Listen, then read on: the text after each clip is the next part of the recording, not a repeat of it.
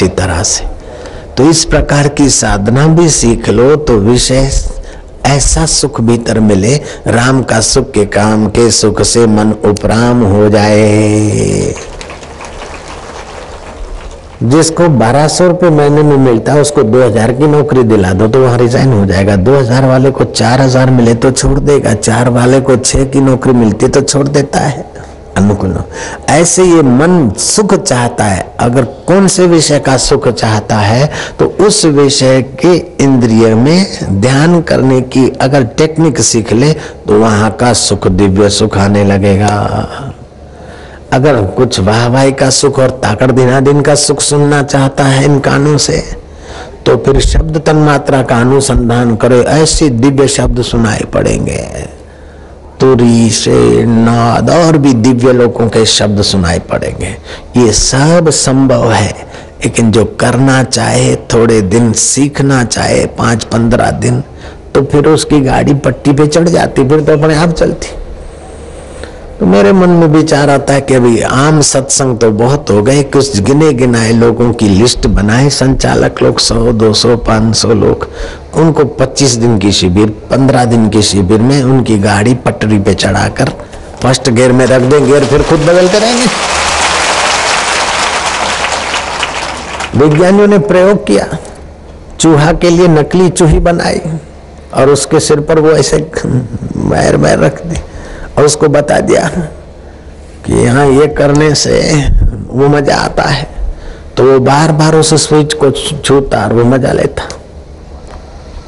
एक बार मन को पता चल जाए कि ऐसा करने से मजा आता है, तो ऐसे ही पता चल जाए कि यहाँ ध्यान करने से ये मजा आता है, यहाँ ध्यान करने से ये मजा आता है, यहाँ ध्यान करने से ये मजा आता है। तो जैसा मजा चाहिए वो ध्यान करते जाओ, लेकिन अंतरंग मजा है तो देर सवेर तुम्हारे मन को अंतर्मुख कर देगा, विकार छूटते जाएंगे और निर्विकार ही नारायण का अभ्यास में सफलता मिलेगी। लेकिन जिनको तीव्र वैराग्य है उनको ये पापड़ बेलने नहीं पड़ते, वो तो सीधा बस रनवे पे आया जहाज और उठा। तीव्र विवेक है तो उनको ये भी रास्ता लंबा लेने की जरूरत नहीं पड़ती। श्री कृष्ण कहते हैं इंद्रियार्थेषु वैराग्यम अनहंकार एवच जन्म मृत्यु जरा व्याधि दुख दोषानुदर्शनम। जन्म के दुख का विचार करो तो वैराग्य आएगा। माता की ओर जेर से बंधा हुआ शरीर 9 महीना 13 दिन 15 दिन ऊंधा लटका था, ऐसी यात्रा भोग कर आए और फिर मरेंगे और फिर ऐसे ही दुख अरे। और 2 पैर वाली माँ मिली है, मनुष्य चोला सबसे श्रेष्ठ, फिर भी इतना दुख। तो अगर घोड़ा गधा कुत्ता बिला बनेंगे तो क्या हाल होगा, कुत्ती के शरीर में जाएंगे।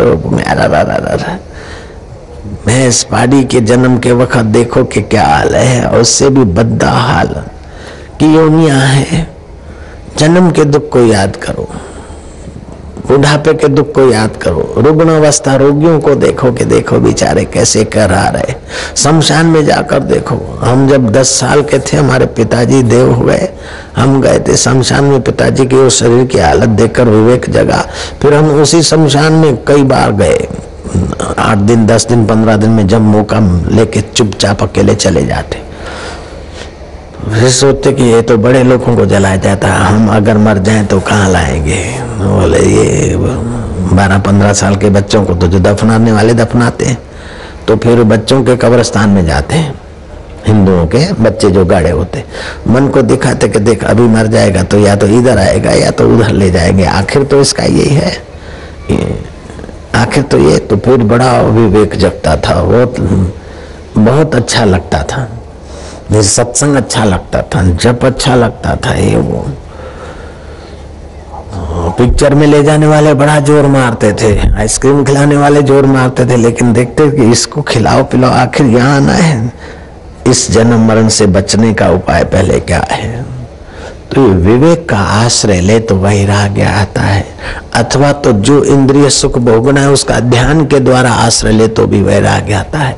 सत्संग बार बार सुने तो भी वैराग्य आएगा। जप बार बार करे, भगवत भजन मीठा लगने लग जाए तो छोटे मोटे कई कारणों से आता है, लेकिन उसकी रक्षा नहीं करते तो फिर ठंडा हो जाता है। वैराग्यवान को रागियों के संग से बचना चाहिए। जय राम जी की।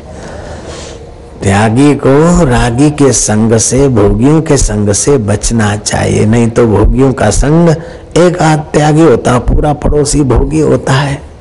तो फिर क्या करें कि त्यागी मजबूत बने, इसलिए कभी 8 दिन का मौन लेकर एकांत कमरे में अपना नहाए धोए और भजन किए, किसी से नहीं मिले, इससे भी वैराग्य मजबूत होता है। तो हम 8 दिन के लिए मौन मंदिर में चले गए थे, तो उससे भी हमें बड़ा लाभ हुआ। तो जो जो रस आता जाता है परमात्मा सुख का, त्यों त्यों संसार का रस फीका होता जाता है। वास्तव में संसार का रस रस ही नहीं हो तो मुसीबत है। जैसे कुंडी में लगाया हुआ खाद्य पदार्थ मछली को रसमय लगता और सोचे बेचारे बिना झपकली है, लपकती है तो गले में कुंडी फंसती है, छटपटा के मरती है। ऐसे ही संसार का सुख है। जैसे पतंगिया दिए का मजा लेने के लिए लपक पड़ता और बाद में छटपटा के मरता है, हाथी स्पर्श का सुख लेने के लिए नकली हाथी के तरफ दौड़ता है और खड्डे में जा गिरता है, जीवन भर भीख मांगता फिरता है, सरगस में उठ बैठ करता रहता है। ऐसे ही ये संसार के सुख हैं।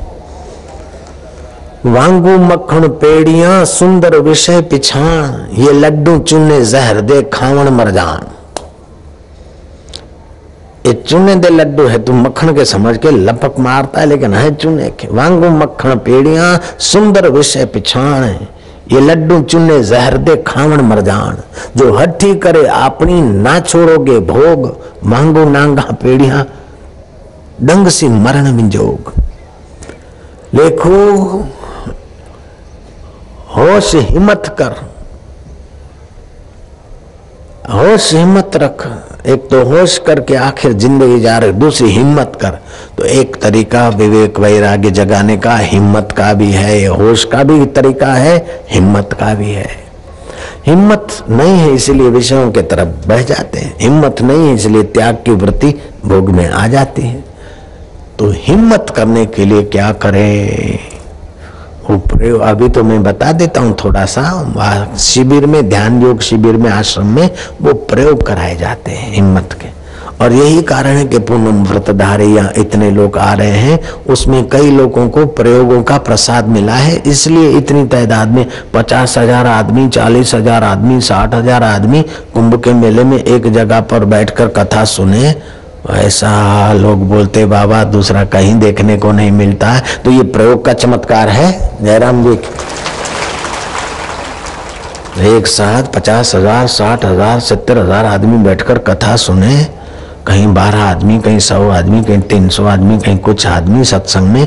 यहाँ 3 टाइम सत्संग में और पंडाल चिक्कार, आसपास के पंडाल चिक्कार, तंबुओं में लोग बैठ के सुन रहे। तो कुछ न कुछ तो स्वाद तो आया, कोई तो माइलस्टोन तो कोई दिखा है ना। भले अभी दिल्ली ना दिखी तो रुड़की तो दिखी, भले अभी बद्रीनाथ ना दिखा तो है ही ऋषिकेश तो दिखा, अथवा तो 80-82 तो दिखा, रुद्रप्रयाग तो दिखा तो बद्रीनाथ भी दिख जाएगा। देवप्रयाग दिखा, रुद्रप्रयाग दिखा तो बद्रीनाथ दिख जाएगा। जोशीमठ आ गए तो बद्रीनाथ आ ही जाएगा। पिपलकोटी आ गए तो बद्रीनाथ आ ही जाएगा। तो ऐसे ही कुछ न कुछ दिखता है तो आदमी चलता रहता है। जब कोई माइलस्टोन नहीं दिखता है तो घबराता है कि भाई कहीं गलत तो नहीं जा रहे। जिनको कुछ न कुछ अनुभव हो जाता है रस स्वरूप परमात्मा का, समझो वे बड़ भागी है। कर नसीबा वाले सत्संग 2 घड़िया, उस सत्य स्वरूप परमात्मा में डूबने की 2 घड़ी मिल जाए।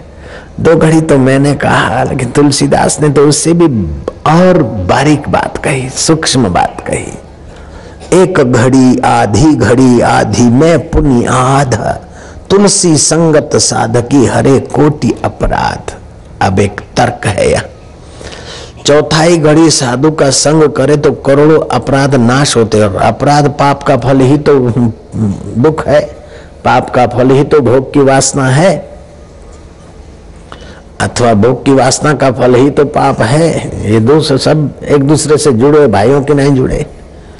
तो आधी घड़ी से करोड़ों पाप नष्ट हो जाते। तो फिर जब जाओगे गंगा में नहाओ पाप नाश हो जाएंगे, दान करो पाप नाश हो जाएंगे, जप करो पाप नाश हो जाएंगे।